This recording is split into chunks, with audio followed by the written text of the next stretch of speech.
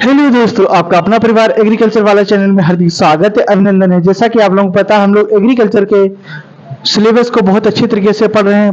First one और first two part हम लोगों ने अपलोड कर दिया था और इसको अच्छी तरीके से हम लोग चैप्टर वाइज डिस्कस करेंगे। तो पहले हम लोगों ने बताया सिंचाई क्या है, इसके लाभ और हानियां। दूसरे में हम लोगों ने बताया कि पौधे के बाहरी भाग को हम कैसे पता कर पाएंगे कि सिंचाई कब करनी होती है।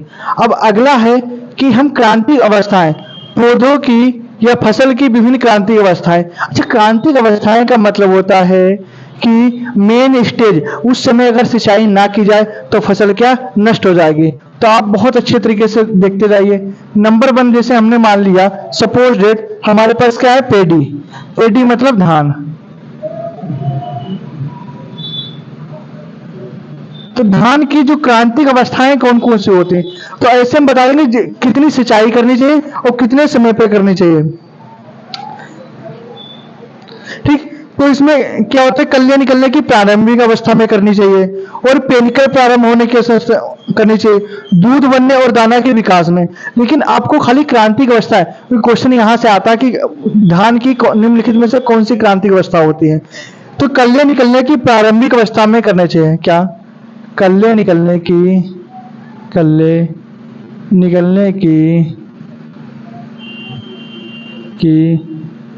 प्रारंभिक अवस्था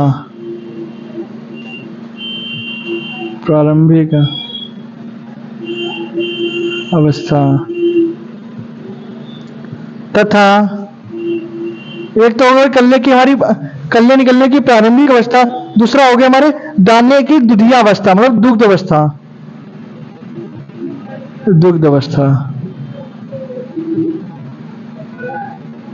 ओके, तो यहां से क्वेश्चन आया कि धान में की क्रांतिक अवस्था कौन सी होती है, तो क्या बताओगे, कल्ले निकलने की प्रारंभिक अवस्था और दुग्ध अवस्था।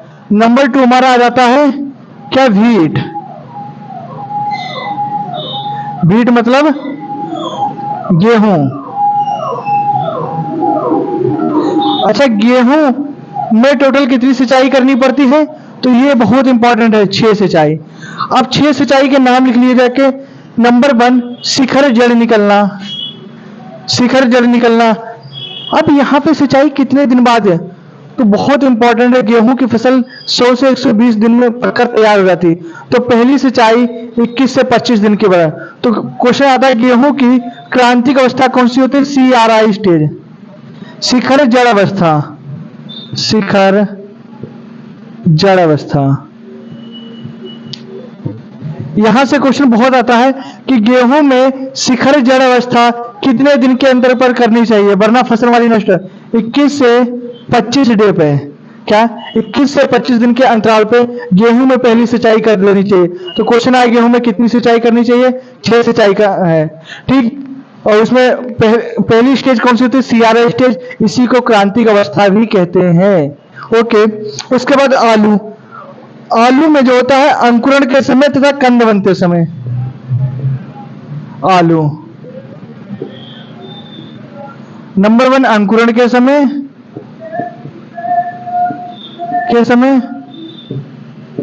नंबर टू कंद बनते समय। यहां से क्वेश्चन बहुत ज्यादा आते हैं, समझे, अंकुरण के समय और कंद बनने के समय। नंबर टू गन्ना। नंबर 4 है गन्ना, शुगर कैन। ठीक, शुगर कैन, तो शुगर कैन में भी हमारी कौन सी होती है, अंकुरण के समय और कल्ले निकलने के समय। अंकुरण के समय और कल्ले निकलने के समय।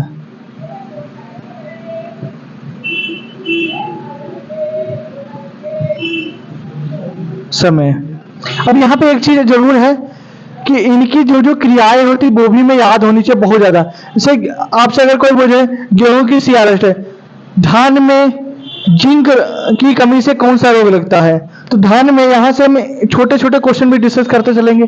धान में जो हमारा कौन सा होता है, जस्ता रोग। किसका होता है, खेरा रोग। तो खेरा रोग किसकी कमी से होता है, जिंक या जस्ता। कब लगता है, नर्सरी के समय लगता है, नर्सरी के समय। कब लगता है? नर्सरी के समय लगता है। तो यहां से आपके बहुत सारे क्वेश्चन डिस्कस हो जाएंगे देखिए।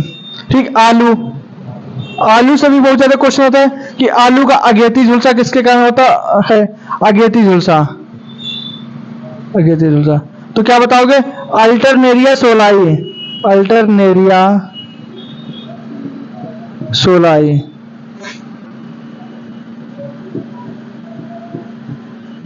और पछेती झुलसा, ये बहुत आते हैं। Phytophthora infestans, Phytophthora infestans. अब गन्ने में आ जाओ। तो गन्ने में सबसे पहले मैं एरोइंग बताओ क्या होती है? एरोइंग बहुत आता है। गन्ने के पुष्पक्रम की निकलने की क्रिया को एरो कहते हैं, इस पूरे प्रोसेस को एरोइंग कहते हैं। तो क्या बताओगे? पुष्पक्रम का निकलना, पुष्पक्रम का निकलना। ठीक, पुष्पक्रम का निकलना क्या एरो कहलाता है। इस पूरे प्रोसेस को हम लोग क्या कहते हैं? एरोइंग कहते हैं।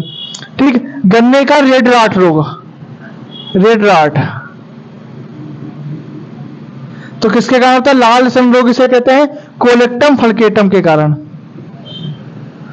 कोलेक्टम फलकेटम के कारण। ठीक, और आप लोगों को क्लास अच्छी लगी है तो क्लास को लाइक करें, शेयर करें। थैंक यू, धन्यवाद, जय हिंद, जय भारत, वंदे मातरम।